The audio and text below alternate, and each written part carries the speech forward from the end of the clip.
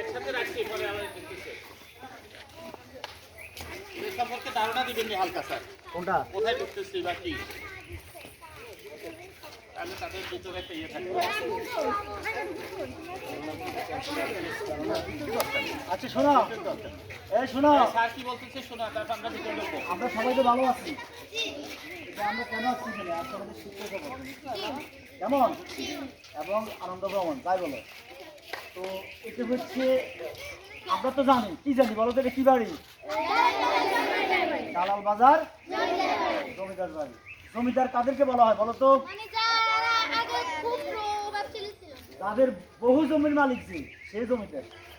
এরা আগে বহু জমির মালিক ছিল এবং এরা আমাদের এই যে মনে করো যে এলাকা বলো, এই ডিস্ট্রিক্ট বলো, এই উপজেলা বলো, ওনারা শাসন করত।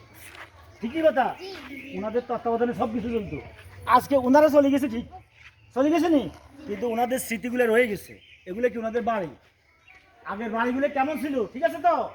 এটা কি এটা কি লক্ষ্মীপুর জেলার কোন জায়গায় অবস্থিত? লক্ষ্মীপুর সদরে অবস্থিত নাকি রায়পুর অবস্থিত? আলিশা, লক্ষ্মীপুর সদরে অবস্থিত। আলিশা, আলিশা, আলিশা, দেখো আলিশা, আমো।